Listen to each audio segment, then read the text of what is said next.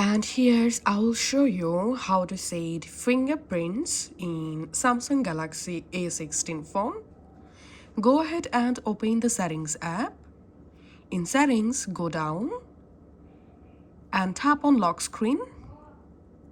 Here tap on screen lock type, and first of all you have to add PIN, password or pattern lock.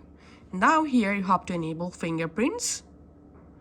Tap on continue, and here we have to register our finger. So place your finger on the sensor, just put the finger in the power button and just verify your finger just like so.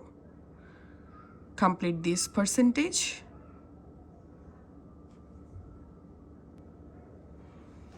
Once you added the finger, if you want to add another finger, tap on add. In my case, I'm tapping on done and tapping on done, and that's it. As you can see,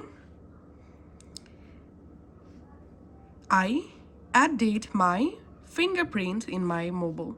Now I'm going to lock my device, and now let's unlock my device with my finger.